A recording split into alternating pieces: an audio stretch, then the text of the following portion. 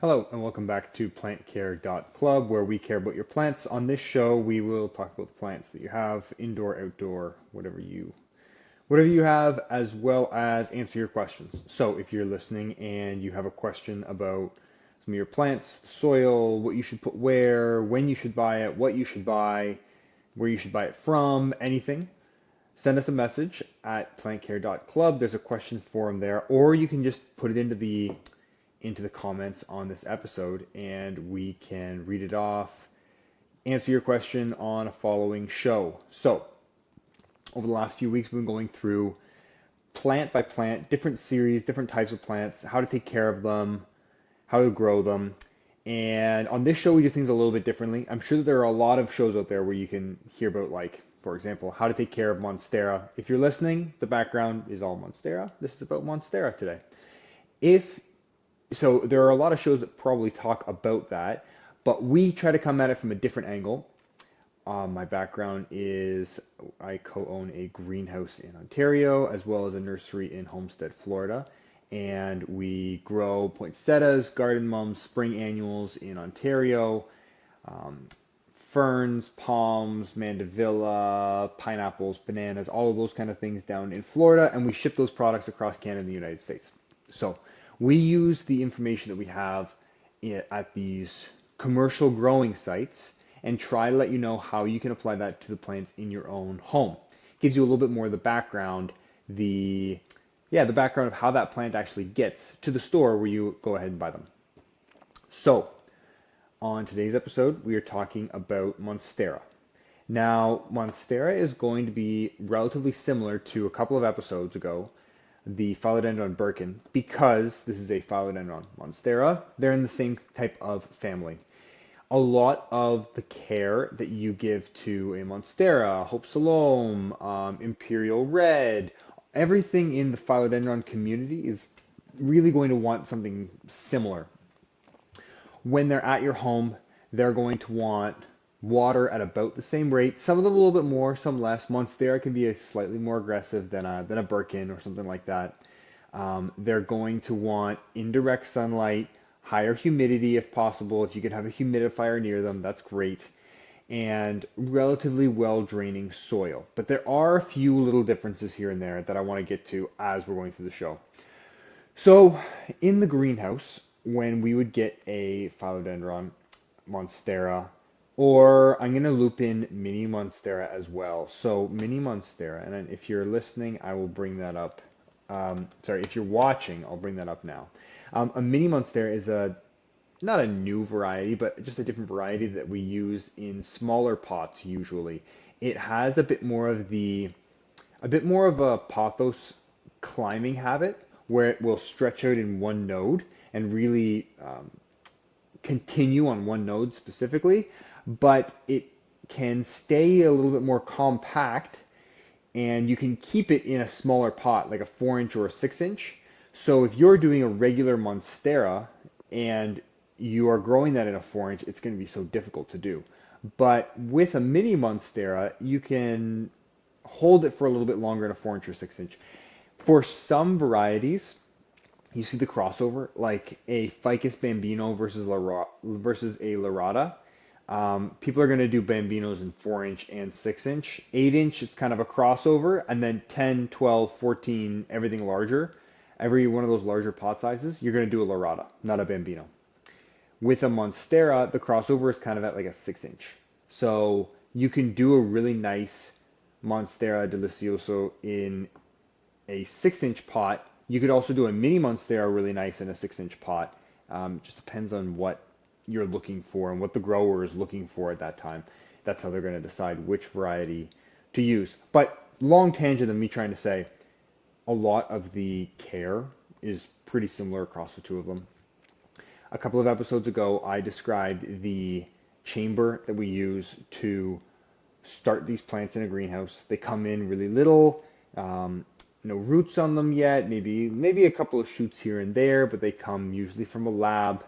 We have to slowly introduce them to sunlight, heat, humidity, or the humidity they love, but it's the sunlight, the heat, the water, fertilizer, all of those kind of things. You slowly do that over a month or two, Once they have a root system developed, you can start to move them from their small pots into larger ones. I'm not going to go over that all again. If you want to listen to the background on that, check out our Birkin episode a few weeks ago. So I'm going to jump right into, let's say you have a rooted 1-inch cube with a Monstera or a mini Monstera. You're going to move that as the grower. You're going to take it out of that little cube, put it into a 4-inch or 6-inch or a 10-inch, whatever it's going to be sold in, and grow it on from there. Now, a difference that between the mini Monstera and I'm going to call it a regular Monstera because it's a little bit more common, more normal for us, is the mini Monstera has that habit of climbing straight up rather than bushing out.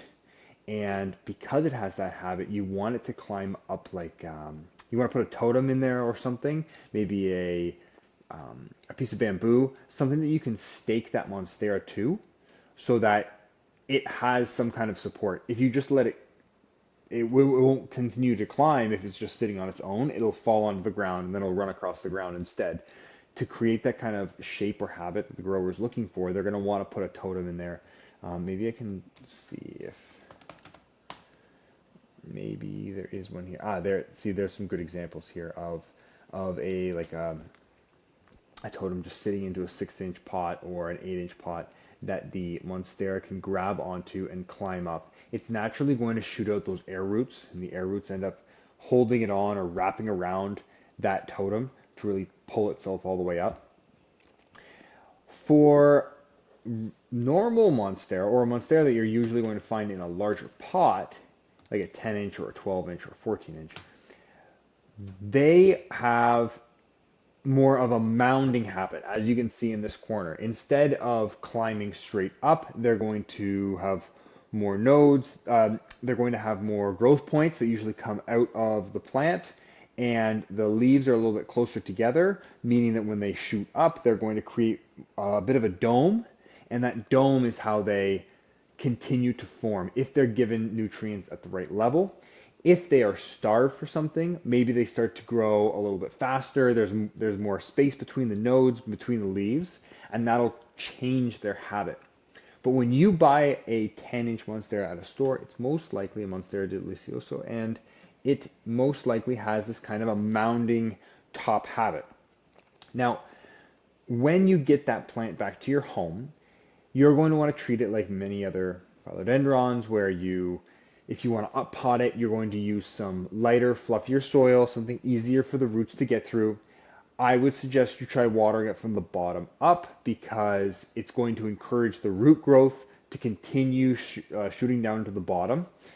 The Monstera can have some roots along the top of the soil, but it's not as prevalent as, say, a ficus that we talked about last week. Now, a big difference, though, and I think something that can be learned from greenhouses is when I scroll through pictures here and when I look at pictures of Monstera, you start to see a year or two in these plants that are really big and sprawly and they're going crazy.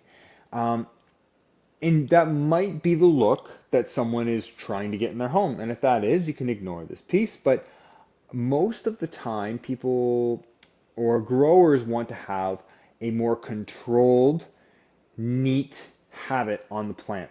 And the way that they're able to do that is by using growth regulators.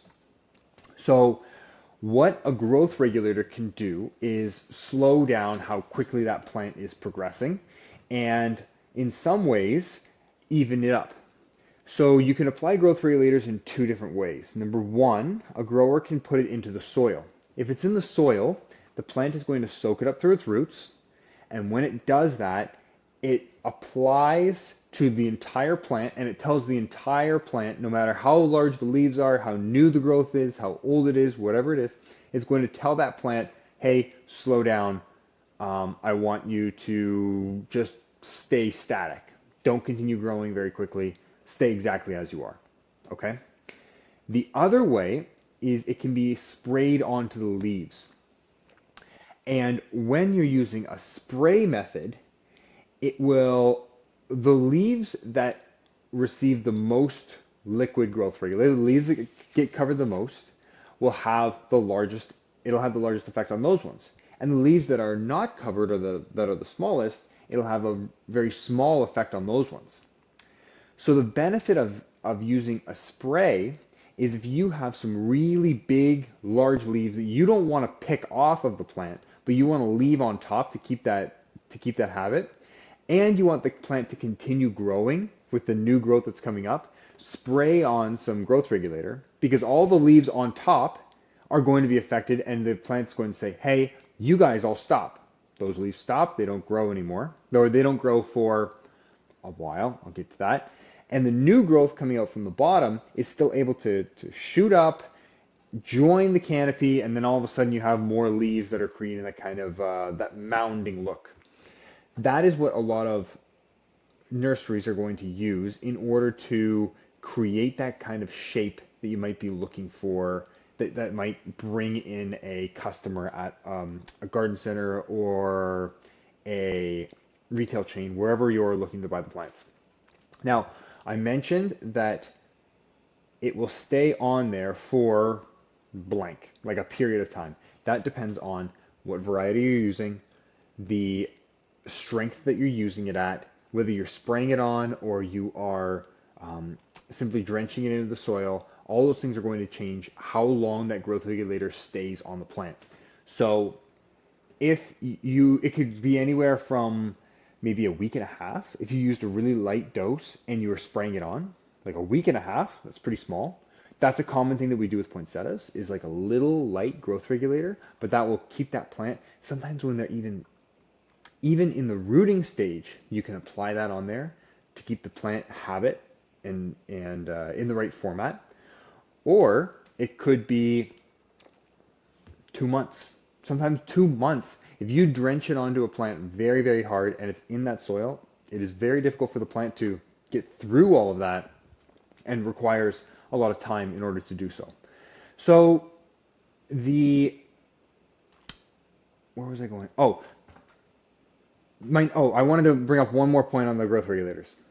For a nursery, they'll probably start out with spraying on top of the leaves. Once the plant is to the right size that they want it to be in, they would then go to a drench, and maybe they drench all of the plants, soaking the soil, which has a long-lasting effect, as I was just saying. That's what I wanted to say before we move on. Monstera. The last piece of advice that I can have is when you get to different seasons, you need to change up the fertilizing. I would say once every 3-4 weeks, throw some fertilizer on the plant. That's during the spring and the summer as the plant is growing. In the fall and the winter, you could probably lay off of that, reduce the amount of water that you're giving it. They can be susceptible to root rot. The most common issue that you're going to see is on the leaf, a little bit of burn around the edge of the leaves. Nutrient deficiencies usually is what that means. That's usually on the older leaves that are on the plant. So watch for that. If you see that, okay, maybe trim it off and apply some more fertilizer. Really get that plant all the nutrients that it needs down in the soil. And you're going to really know that the plant is happy if the leaves are still splitting. Sometimes if the plant is slowing down and it's not as happy, it's maybe going into the winter phase or whatever it is, a new leaf will come out, but the leaf won't split for a very long time. It'll just stay as a smaller round leaf.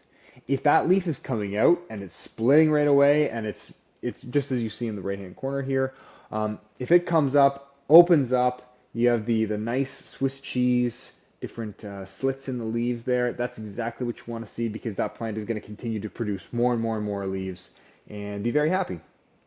Okay, I think I've covered everything that I wanted to say on this. If you have any questions about Philodendron, Monstera, or any of the other varieties that we kind of talked about today, as well as PGRs, as they're called in the greenhouse, which means it's just growth regulators in another way of saying it. If you have any questions on any of that or what varieties to use, let me know. I can help you out there. Send a message in the comments. Or if you've actually used growth regulators in your home, I'd be interested to know how it went, which ones did you use, all of those kind of things. Until next time, guys, thanks for listening.